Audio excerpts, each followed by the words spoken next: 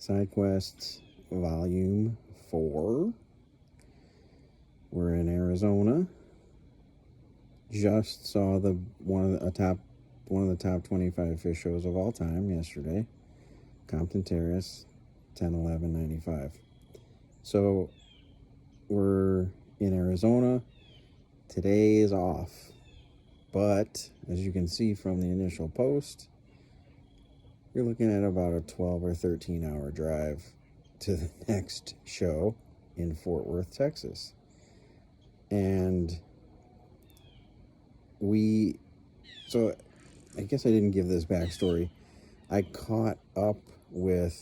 missed them at the Grand Canyon, but I caught up with Chris and Spencer at the show, obviously.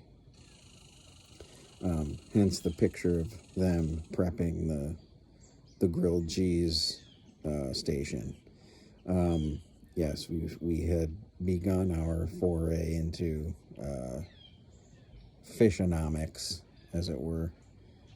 Started selling grilled cheeses, which meant we went to the store. Basically got 2 loaves of like Wonder Bread, like the basic white bread, stacks of like 2 packs of like Kraft singles, and a couple things of spray butter. Spray butter was key because it meant you didn't need a knife, and it was way easier to apply. You don't tear up the bread. It was a pretty it was the move. And we started slinging grilled cheeses in Arizona. That night after the top 25 fish show of all time, look at his hair over here. Spencer had a friend in a frat at Arizona State in Tucson, which isn't far out of Arizona. So we had planned to stay there. I'll never forget. We slept on the porch of some frat house at Arizona State. It's Arizona, so it's hot. It's a dry heat also. I don't know if you guys knew that. So after the show, we went and partied there and crashed there. I remember being woken up. It sounds like I'm making this up. Like, it sounds like a movie, a bad like buddy comedy movie scene. Well, I was woken up by a dog licking my face on this couch on the porch of like the ZBT house at Arizona State. That's how I woke up today, 30 years ago. But I remember being really excited because obviously the show the night before was just astounding, and I was back with Chris and Spencer, and we were headed to Fort Worth. And I remember I was psyched too because Spencer was going to ride with me. Right, so Spencer had he had an Explorer, a Ford Explorer. He had a VW bus too, but he didn't trust that on these long trips, so he brought it. I think we drove it to like the Portland show or something. Like, he used it at a couple shows, but his Explorer was his main means of travel. So, and he had been traveling with Chris, like, to all these shows. So he's like, oh, let's switch it up a little bit. So Cooney rode with Chris in this Explorer, and Spencer was going to ride with me this drive, this 12-hour, whatever it is, drive. So I'm psyched. I'm psyched for this. And so we get in the cars. It's probably like 10 in the morning, 10 in the morning. And we head out, and we're going. And if you remember, my first car trouble was coolant coolant related, right? It was a hose, a radiator hose, blew, and everything was smoking out. So we're driving along, and pretty much within like a half hour of our drive, I start getting like it's overheating. It starts to overheat. You can see it. I had these gauges. I had these bonus gauges. I don't even know. I didn't even know they worked, honestly, until I saw it. It's just like the car's overheating. You know, we start getting all the smoke, steam coming out. So we pull over. I'm like, you know, I try all the old like white trash hacks. Like I remember I called my dad. I'm like, oh, it's overheating. Like, what do I do? He's like, open it up, put some more water in it. Like, so we did this like sort of white trash troubleshoot thing with it. So we're stopped at this like service station or whatever, and I'm trying to like flush out the the the radiator and everything. Get the cap off, try to flush it out, put water in it, because I don't know if it was antifreeze. No, it had lost all the antifreeze, so it was like, I don't know. We were trying all these different just hacks to fix it, and thought we'd be fine. So, sure enough, drain it out, refill it, get it off, topped up, start it up. We're like, okay, it's back down. It's cool. Pull out onto the highway. It's me and Spencer like, all right, take two, high five, fish show, let's do it. We start driving, probably get 2 miles, maybe, and it's on fire again, basically.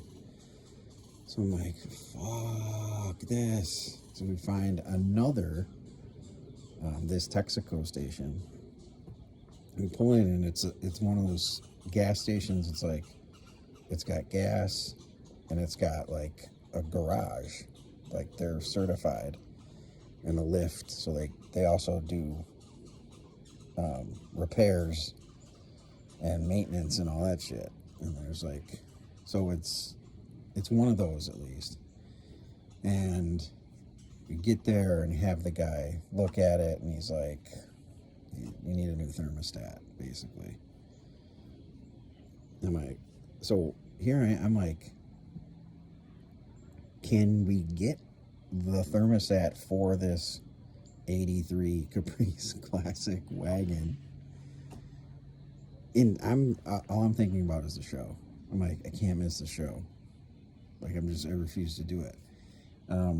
So now that clock is running in my head. I'm like, okay, well, I gotta leave by this time to get there by this time and try to da. So we're there in the morning, right? And yeah, I think was the timing of it. It's probably like 10, 11 o'clock in the morning. And this guy runs this, does like a diagnostic thing, finds out it's a thermostat, got to get a new one. So at this point, I'm like, okay, I'm here for a while, because he doesn't just have it. It's not something you just pull off. Oh, I got one right over here. So I had this moment with Spencer, and I'm like, you guys, you gotta go without me. Like, I can't expect you guys to eat this, with me, because my car sucks.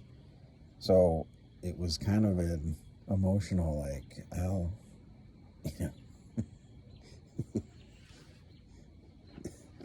catch up with you.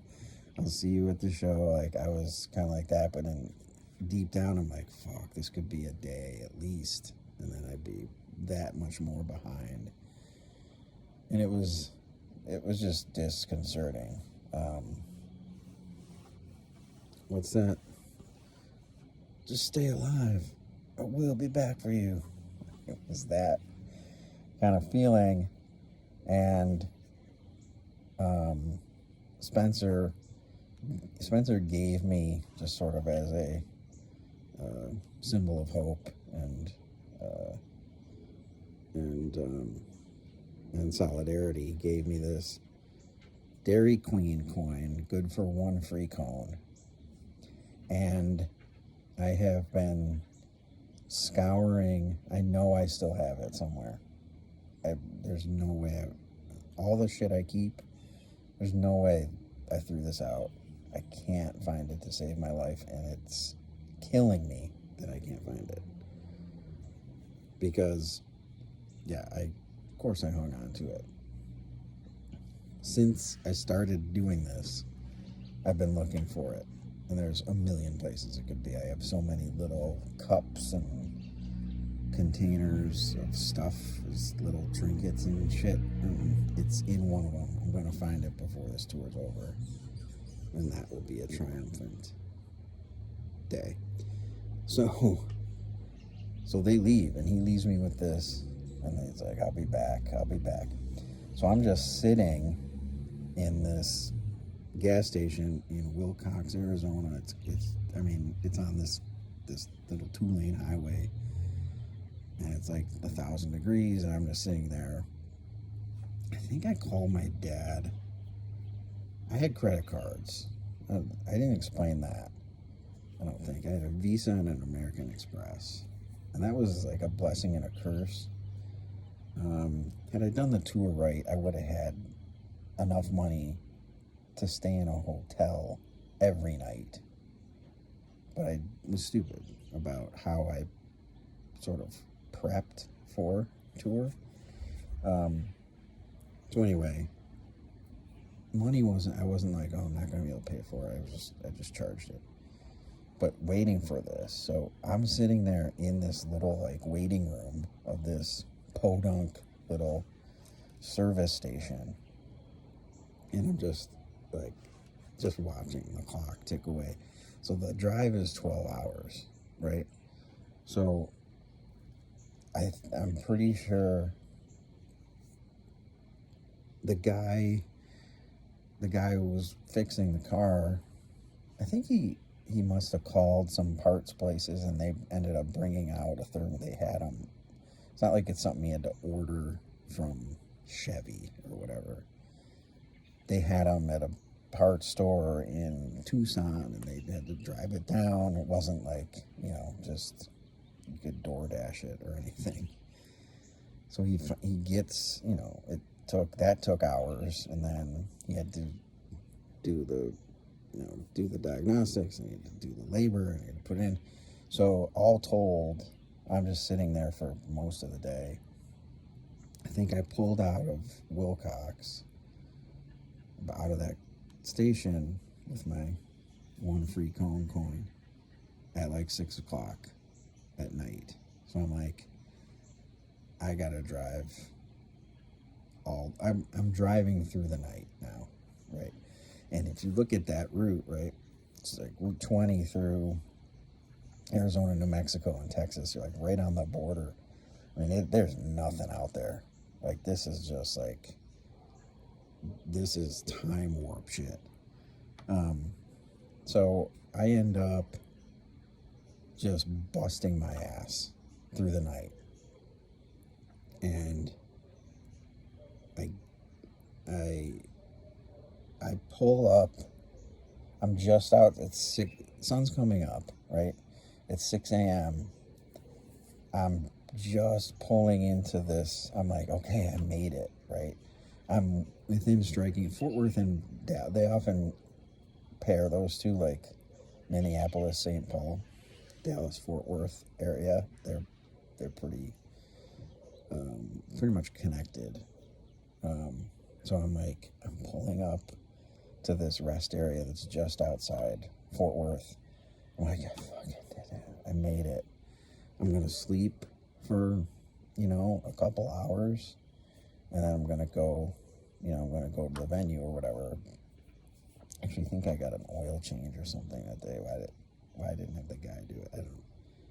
So I'm pulling into this rest stop, and I pull I pull up behind the car. I pull up behind to sleep is Spencer's car, and I was was so geeked about it that I woke them up. I'm like, holy shit. I literally pulled in right behind them. They were sleeping in there. And I get out and I'm like, I'm like, yeah, I made it. I made it. They're like, sick. And then I went back and got I probably slept for 2 or 3 hours and then got up but that now it's tomorrow. it's 10:13. This was the main. Oh, I shouldn't say that's the main car trouble. So I had a little car trouble in Mountain View. This was a biggie, but I made it to the show. And that's what I'm saying about these, like think about that. I had a full day off. It's not like I got to go see, go to a balloon gathering in New Mexico or, go to see the Rio Grande. You just didn't have time to do a lot of side quests, as it were. So, yeah, I just remember the thrill of that, of pulling in right behind Spencer's car and being like, yeah, I made it. Let's rock and roll. So, to quote Pete Dever, it was all good. And now it's 10:13, and I'll see you tomorrow. I'll tell you about that show, which has some pretty cool highlights. So I'll see you then.